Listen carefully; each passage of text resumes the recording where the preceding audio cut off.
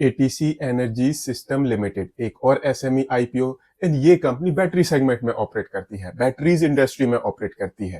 And I am pretty sure आपने बहुत सारी जगह सुना होगा दैट जो ये बैटरी इंडस्ट्री है ये एक सनराइजिंग सेक्टर है। दैट मीन्स जो इस सेगमेंट की कंपनियां हैं, जो इस सेक्टर की कंपनियां हैं, देयर आर हाई चांसेस ये कंपनियां अपने शेयर होल्डर्स को मल्टी बैगर रिटर्न्स दें।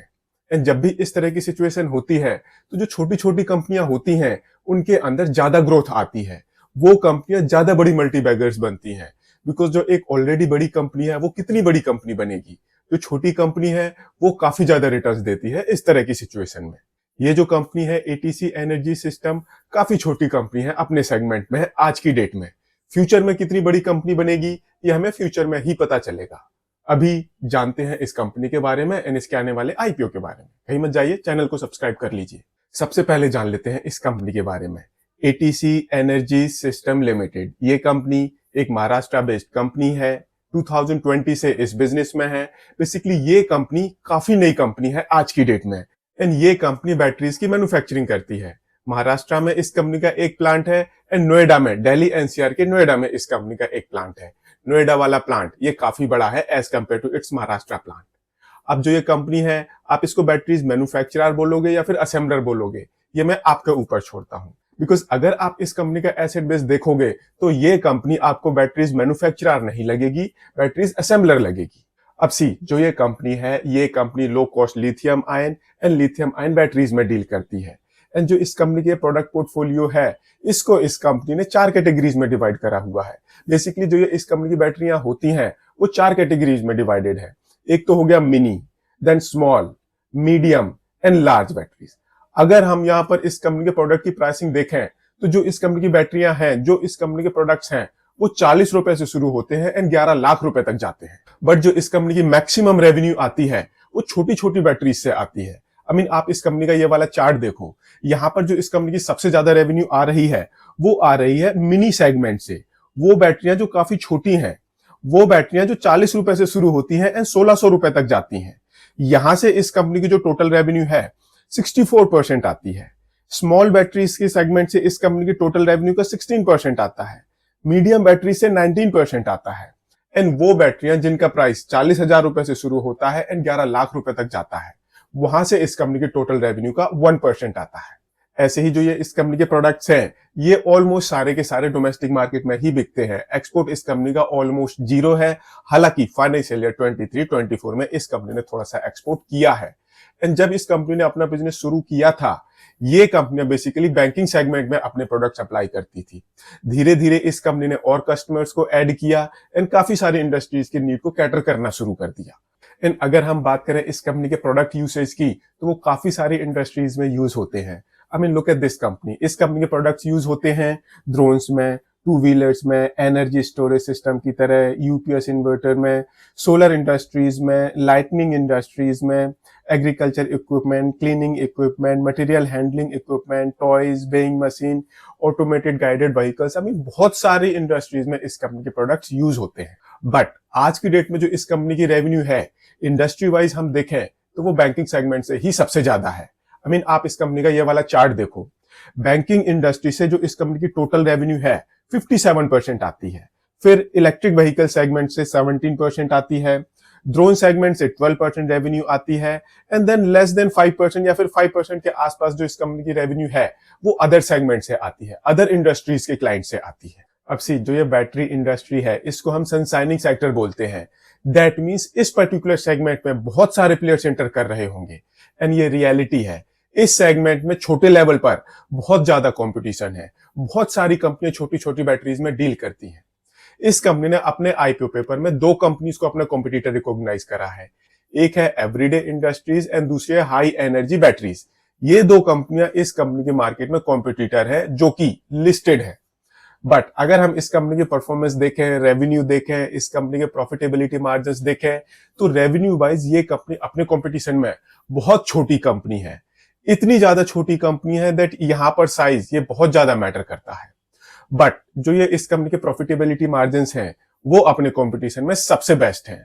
बट अगर आपके कॉम्पिटिटर बहुत बड़े बड़े हैं एंड वहां पर आपका सर्वाइवल थोड़ा सा डिफिकल्ट हो जाता है काफी सारे केसेस में हमने ये देखा है। तो यहां पर जो ये इस कंपनी का साइज है, ये एक किस्म से पॉजिटिव भी है बट उससे ज्यादा नेगेटिव भी है।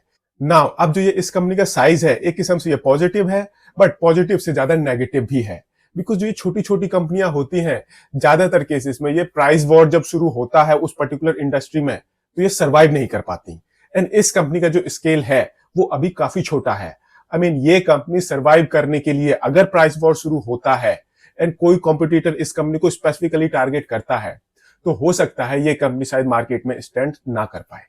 एंड ये कंपनी आज की डेट में 81 लोगों की टीम है, जिसमें 33% वुमेन्स है। ये बहुत बढ़िया बात है वुमेन्स एम्पावरमेंट के point of view. So now अब आप इस कंपनी का साइज एस्टिमेट कर सकते हो, ग्रोथ पोटेंशियल एस्टिमेट कर सकते हो एंड थ्रेट भी एस्टिमेट कर सकते हो जो फ्यूचर में आ सकते हैं इस कंपनी को। अब बैटरी सेगमेंट में ये कंपनी ऑपरेट कर रही है, सनशाइनिंग सेक्टर है, तो ये कंपनी ऑब्वियसली प्रीमियम वैल्यूएशन पर अपना आईपीओ लॉन्च कर रही होगी। And this is the reason ये कंपनी अपना आईपीओ लेकर आ रही है 240.59 करोड़ रुपीस की वैल्यूएशन पर।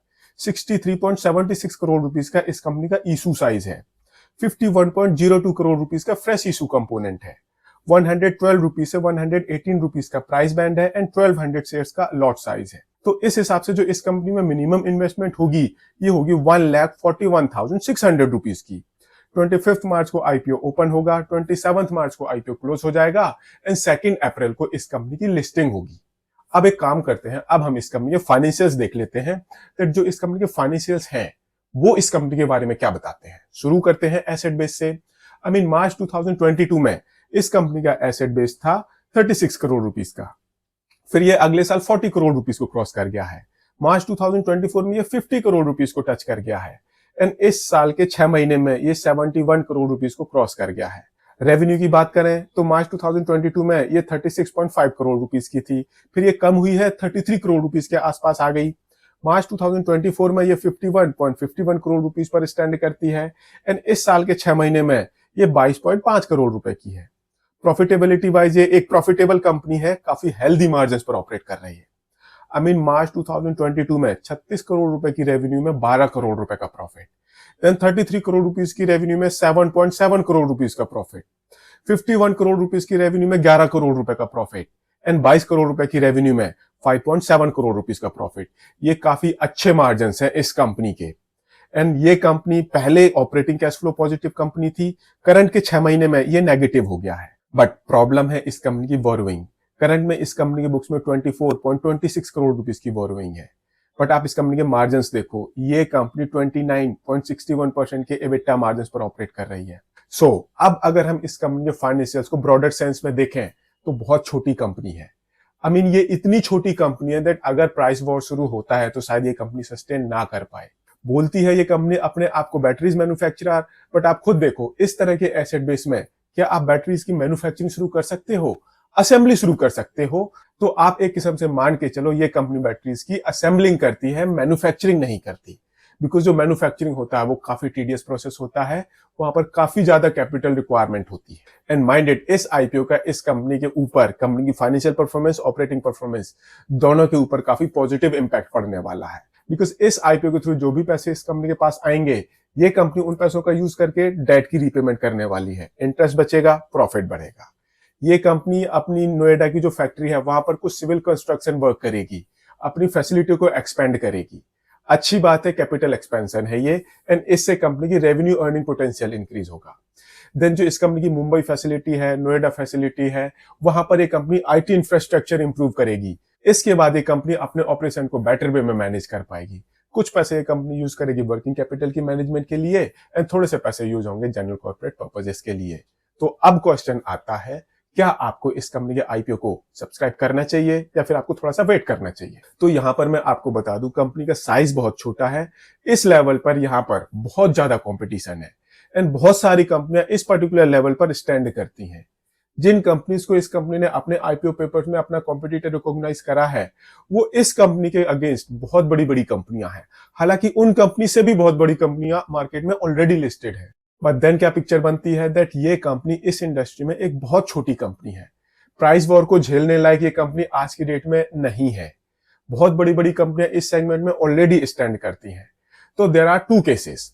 अगर ये कंपनी लॉन्ग रन में सर्वाइव करती है तो आप मान के चलो ये कंपनी बहुत बड़ी कंपनी बनेगी एंड मल्टी बैगर रिटर्न्स देगी अपने इन्वेस्टर्स को।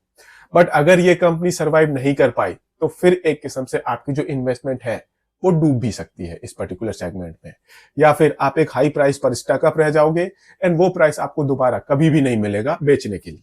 मैं इस कंपनी को अपनी वॉच लिस्ट में रखूंगा, पोर्टफोलियो में अभी नहीं रखूंगा, थोड़ा सा वेट करूंगा। मेरे डिसीजन के बेसिस पर आपका डिसीजन नहीं होना चाहिए। अपना डिसीजन थोड़ा सा सोच समझ कर लें एंड इन्वेस्टमेंट एडवाइजर से कंसल्ट करने के बाद लें। एंड अगर आपको ये वीडियो पसंद आया हो तो इसको लाइक शेयर जरूर करें एंड चैनल को सब्सक्राइब करें। Thank you.